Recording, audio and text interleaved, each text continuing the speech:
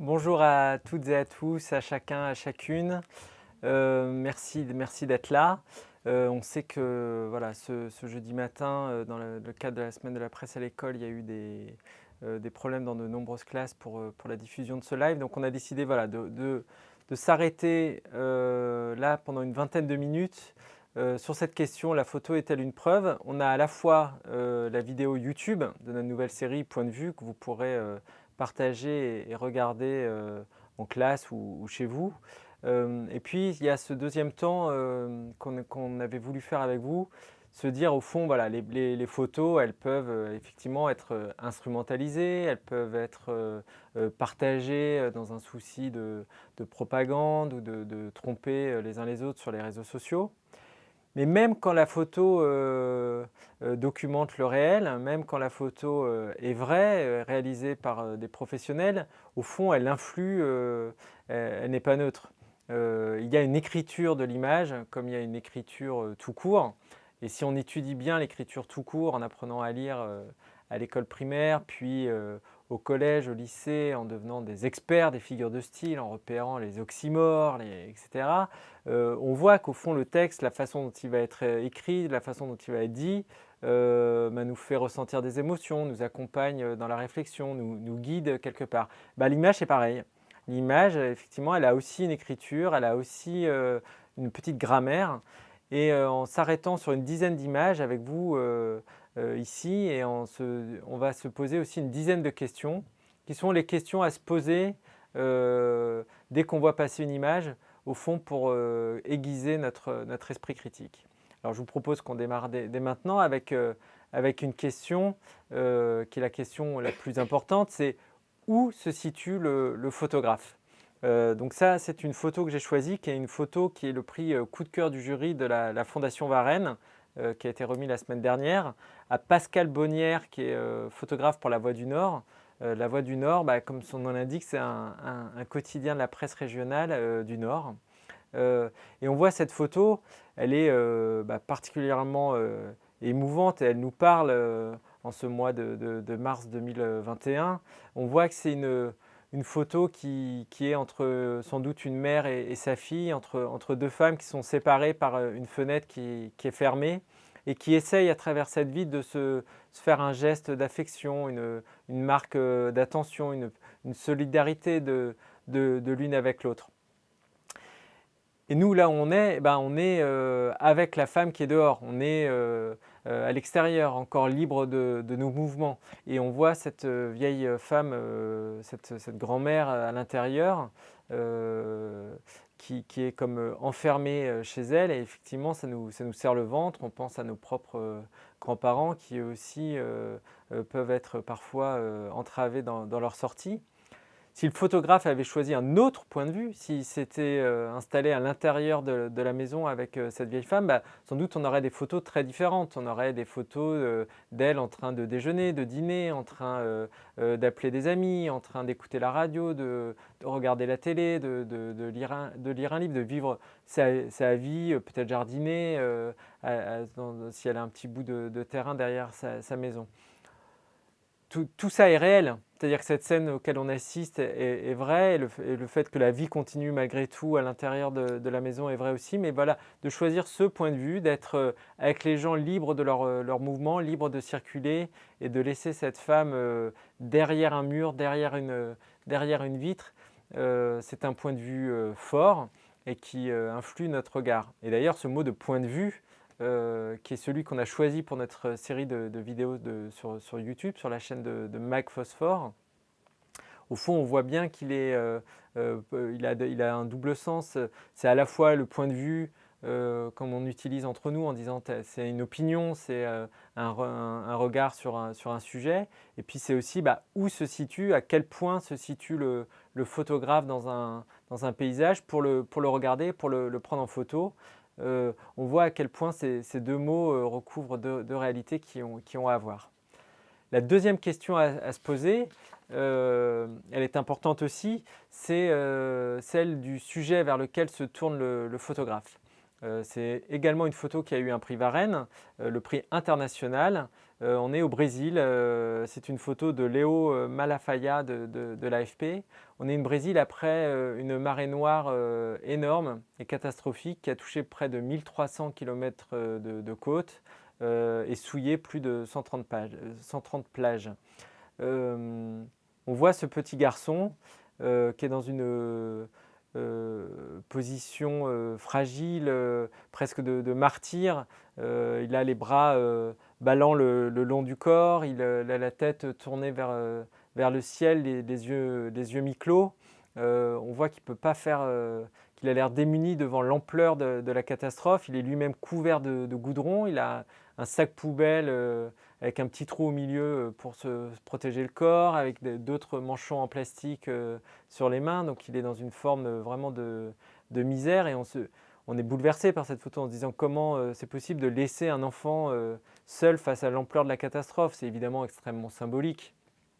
C'est comment nous, adultes, pouvons laisser la génération qui vient, à votre génération, une terre dans cet état et avec une pollution aussi catastrophique. Évidemment, le photographe aurait pu tourner son appareil photo et mettre dans le champ ce qu'il laisse là hors champ, c'est-à-dire de regarder le reste de la plage. On voit d'autres bénévoles, des équipes de secouristes, d'adultes, de familles, de gens qui sont venus de toutes parts pour essayer de nettoyer les plages. Ça témoignerait aussi d'une réalité, mais en faisant ce choix de se tourner et de mettre dans le champ ce seul petit garçon, évidemment, le photographe nous dit quelque chose de très important. La troisième question à se poser devant une photo, c'est celle de la distance. À quelle distance se situe le photographe?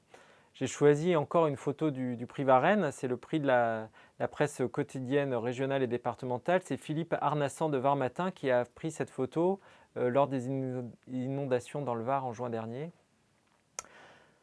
Et alors, comment est composée cette photo? On voit deux personnes qui se soutiennent, qui se consolent, qui se prennent dans les bras l'un de l'autre et qui ont l'air d'avoir tout perdu, qui sont dans un moment de grande tristesse. Et on le comprend parce qu'on voit tout autour d'eux le décor de la terre souillée, boueux, etc. Et on voit qu'effectivement les inondations sont passées par là et ont sans doute fait de gros dégâts dans leur quotidien.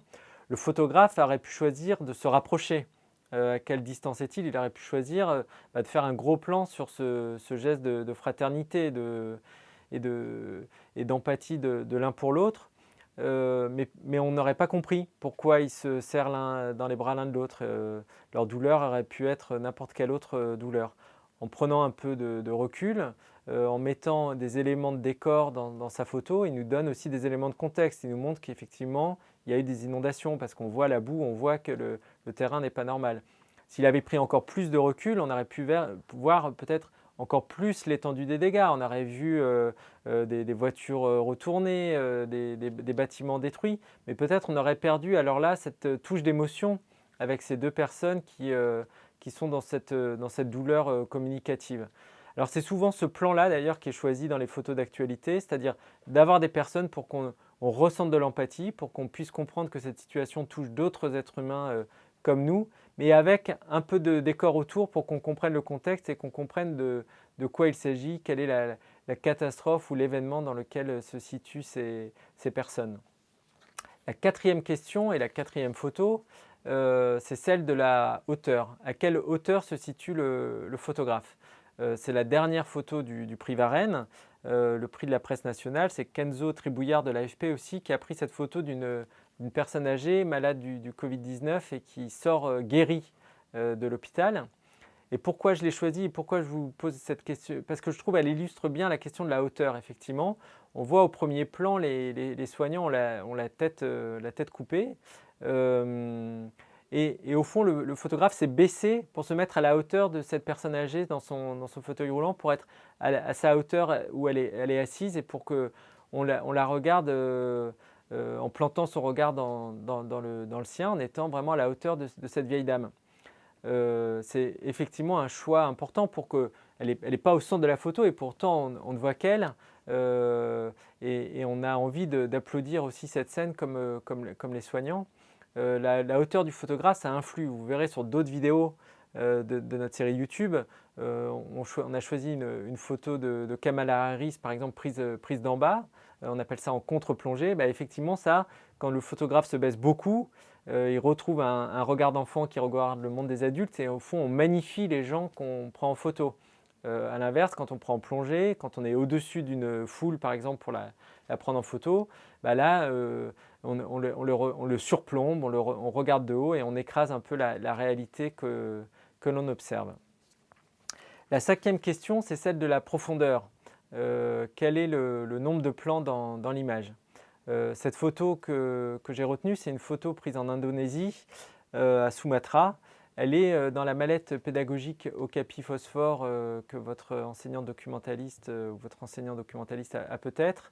C'est une photo qu'on voit composée de plusieurs plans. Au premier plan, on a un homme qui fertilise la terre, qui sème quelque chose sur un champ labouré. Au deuxième plan, on a une rangée d'arbres qui nous permettent de délimiter le champ et de comprendre effectivement qu'on est dans un terrain cultivé. Et puis le troisième plan, qui est au fond celui qu'on ne peut pas rater, c'est un volcan en train d'entrer en éruption avec cette fumée qui sort du cratère qui est particulièrement impressionnante.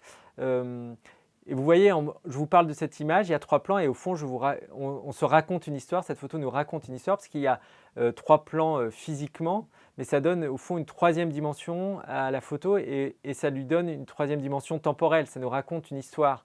Et cette histoire, c'est de se dire comment cet homme peut rester aussi stoïque, attaché à sa tâche, pendant qu'un volcan est en train de rentrer en éruption. Vous et moi, à côté d'un volcan dans cet état, on partirait en courant, on prendrait nos jambes à nos coups. Lui a l'air d'être resté très, très calme et c'est ça qui nous surprend et qui nous intrigue. On voit que s'il y avait moins de plans dans la photo, comme le cadrage là que vous voyez, alors c'est une vidéo, mais au fond on me voit moi sur un décor, bah, ça raconte une histoire beaucoup plus pauvre, beaucoup moins riche. C'est juste le portrait de quelqu'un devant un fond. Même, il y aurait peut-être même un décor derrière, un décor de classe, etc. On dirait voilà, c'est un intervenant en classe, mais on a évidemment moins de choses à raconter. Et tout le défi pour les photographes, c'est comment avoir le plus de plans possible pour raconter l'histoire la plus riche possible, tout en gardant la photo lisible, puisque plus on rajoute de plans, plus effectivement on complexifie l'image. La 6e question, elle peut paraître surprenante, mais elle a beaucoup de sens, bah, c'est celle du sens de circulation. Comment les personnes dans l'image en entrent et en sortent. J'ai choisi cette photo qui a eu le prix WordPress, qui est le prix le plus prestigieux pour les photos d'actualité. C'est une photo prise par Warren Richardson de l'agence Vue, qui est prise à la frontière entre la Serbie et la Hongrie. Et on voit que c'est un homme qui fait passer son bébé sous des impressionnants fils barbelés qu'une main va prendre. C'est une photo effectivement terrifiante, bouleversante, et pour autant, on se dit que ce bébé va s'en sortir. On se dit que ce bébé, au moment où il passe sous les barbelés, bah, il va être sauvé. C'est peut-être moins gagné pour cet homme, pour son père, dont on ne sait pas exactement comment il va réussir, lui, à se faufiler dans ces barbelés. Et pourquoi on a cette sensation? Bah parce que le bébé, il va de la gauche vers la droite. Et dans notre culture visuelle, eh ben, aller de la gauche vers la droite, c'est aller vers quelque chose de positif, c'est aller vers l'avenir, c'est aller vers quelque chose qui va aller mieux.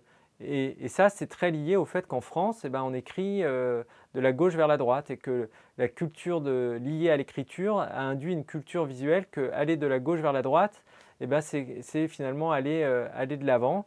Vous regarderez maintenant dans les journaux, vous verrez que c'est souvent ce choix-là qui est pris dans les journaux français, parce que dans d'autres cultures, notamment les cultures arabes où on va écrire de la droite vers la gauche, bah, effectivement on ne va pas ressentir les choses de la même façon.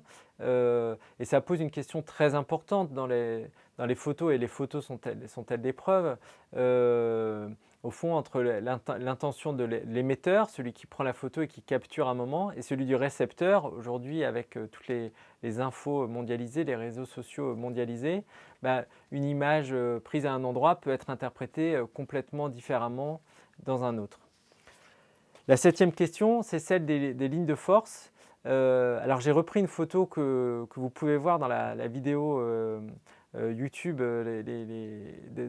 qu'on vous présente en parallèle sur les photos sont-elles des preuves. C'est une photo prise en Antarctique avec ces chiens qui courent, qui semblent courir sur l'eau, parce qu'il y a la glace qui est juste en dessous de l'eau fondue. Et ça nous permet de parler des questions de des lignes de force. Comment influencent-elles notre regard? Là, ce n'est pas lié à l'écriture, c'est lié à notre histoire des arts, au fond. Depuis la Renaissance, on a décidé que pour donner de la perspective à un tableau, on avait des lignes de force avec un point de fuite et puis des lignes qui guidaient le regard et qui donnaient de la perspective à l'image. Alors là, le point de fuite, c'est le traîneau qui est devant celui sur lequel on est. Et puis on voit qu'on peut tirer des lignes qui partent toutes de ce point-là, sur lequel sont alignés les chiens, les cordes, le traîneau, et qui donnent là vraiment une 3e dimension à l'image et qui nous donne le sentiment d'être complètement immergé dans la scène. Et quand le photographe respecte ces lignes de force, et bien évidemment, il donne beaucoup plus de puissance parce qu'il nous emmène, il nous entraîne dans le lieu de la photo, même si elle est en 2 dimensions, on a l'impression de vraiment vivre l'aventure. La 8e question, c'est celle des contrastes. Et quelle surprise créent ces contrastes?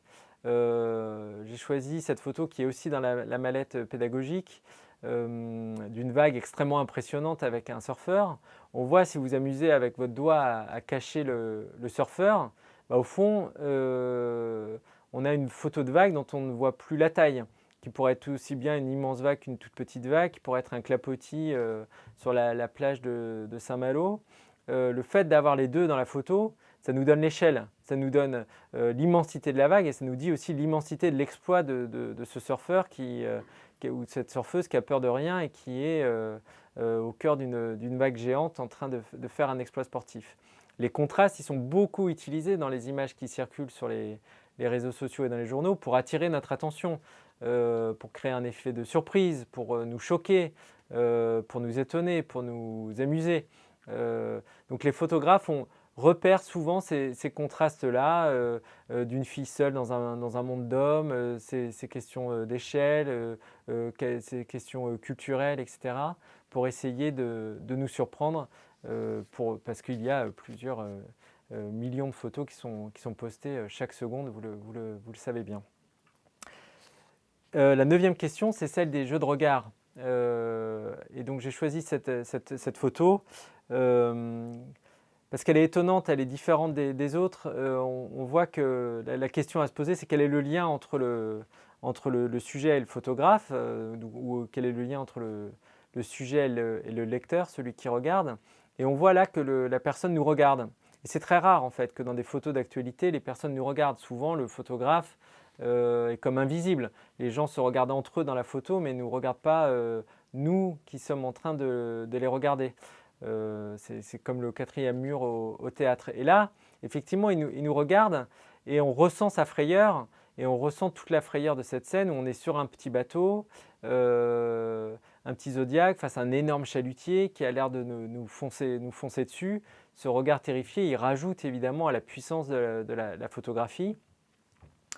Alors la vérité, elle est un peu différente, c'est-à-dire que c'est pas le chalutier qui fonce sur le petit bateau, c'est un petit bateau de militants de Sea Shepherd, qui est une association qui milite notamment contre la pêche à la baleine, qui essaye d'entraver la marche d'un baleinier sur la mer du Japon, parce que le Japon est encore un des rares pays qui continue à autoriser la chasse à la baleine. Donc c'est eux qui essayent de faire stopper le baleinier, qui essayent de l'interrompre. Et ce regard n'est pas vraiment un regard de peur, parce que j'ai interviewé Paul Taggart, le photographe, et il dit en fait, à ce moment-là, effectivement, on avait peur. Hein. Ça, il ne dit pas qu'ils n'avaient pas peur, ils avaient très peur. Mais ce regard-là, c'est parce que j'arrêtais pas de me dire, je vais avoir une photo avec que des gens de dos, ça n'a aucun intérêt. Donc il l'appelle, il fait pss, pss, retourne-toi, retourne-toi, retourne-toi. Et le militant se retourne, excédé il ne puisse pas se concentrer à sa tâche et que le photographe l'appelle pour le prendre en photo, il dit «Quoi?» et cetera et donc c'est cette photo-là, ce regard-là d'énervement, plus que de terreur qui est saisi dans la photo, mais qui évidemment nous attrape et nous entraîne dans ce sujet. Et puis la dernière question qui est une des plus importantes, des plus primordiales, c'est la question de la légende. Qu'est-ce qu'elle nous raconte? Est-elle, indispensable? Alors si on se décrit cette photo sans légende, bah, qu'est-ce qu'on voit? On voit une photo, on dirait une photo de famille, on dirait, cette photo de Stéphanie Sinclair, on dirait que c'est, un Afghan, avec sa femme et ses 2 enfants dans plutôt un univers, pauvre. Le sol, est nu, le mur l'est aussi, il y a une forme de dénuement, on voit pas de meubles, on voit pas le reste d'un appartement cosy, on voit qu'effectivement il y a pas grand-chose, il y a juste un fusil accroché au mur là où nous on accrocherait une affiche ou un tableau, ça nous semble un peu incongru. Et si on lit la légende, en fait c'est pas exactement ça, c'est effectivement on est en Afghanistan, c'est bien une photo de famille, mais c'est pas un homme avec sa femme et ses 2 enfants, c'est un homme avec ses 2 femmes et son enfant. Et une fois qu'on sait ça, effectivement, on est glacé, on a un haut le cœur et on ne voit plus la photo de la même façon. C'est tout un travail que fait la photographe sur les mariages forcés et donc sur cet homme qui a épousé notamment voilà, cette petite fille de 13 ans. Notre regard est changé à jamais et on en est bouleversé. Et au fond, on parle de légende, mais on pourrait parler d'articles, on pourrait parler de contexte.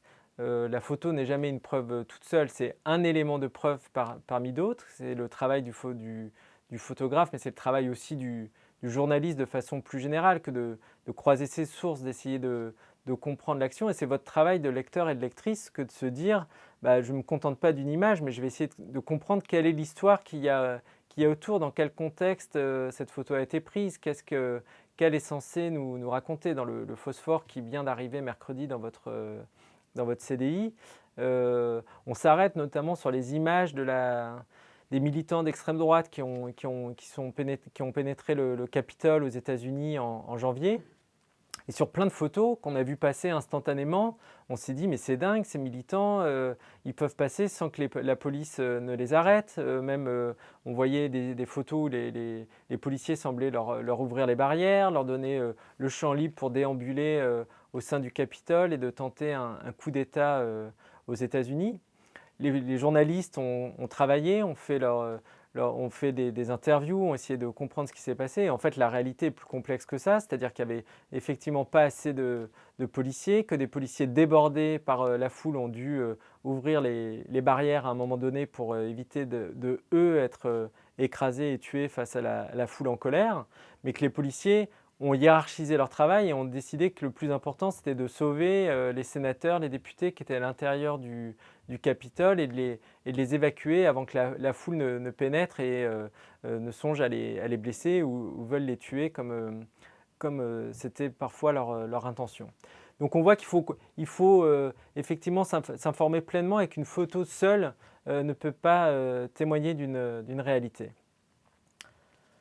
Alors voilà, on arrive à la fin de ce temps-là avec ces 10 questions que vous pourrez retrouver en document, qu'on va vous joindre par mail et qu'on va mettre dans le fil si vous regardez cette vidéo sur Facebook. Ces 10 questions que vous pourrez vous garder avec vous en classe ou chez vous pour essayer de les avoir en tête quand vous voyez passer des images, quand elles vous surprennent, quand elles vous choquent, etc. Pour se dire au fond, est-ce que le photographe, le média ou cette personne qui me partage cette image a des intentions, un point de vue à me faire passer. Et puis, vous pouvez aussi sur ce fil Facebook poser des questions. Je sais que vous étiez nombreux ce matin, voilà, près de 372 classes, vous aviez préparé des questions, vous n'avez pas pu toutes les poser, donc n'hésitez pas à les poser ici, on essaiera de répondre à celles qui reviennent le plus souvent. Et puis, pour prolonger cette discussion, il y a une mallette pédagogique au Capi Phosphore sur laquelle vous pouvez vous appuyer, les enseignants peuvent s'appuyer pour mener des ateliers en classe avec avec le renfort en coordination avec d'autres enseignants, avec le prof de maths par exemple, ils peuvent travailler sur est-ce qu'on peut croire les sondages. Cette série de 7 vidéos point de vue qui sont toutes en ligne sur YouTube et qui posent les questions qui reviennent le plus fréquemment dans nos interventions en classe sur les photos d'actu que vous pouvez regarder chez vous ou en classe. Et puis le dernier phosphore, les photos Mantel qui s'attardent aussi sur ce sujet. Merci à toutes et tous de votre attention et puis j'espère à très bientôt. Bonne journée.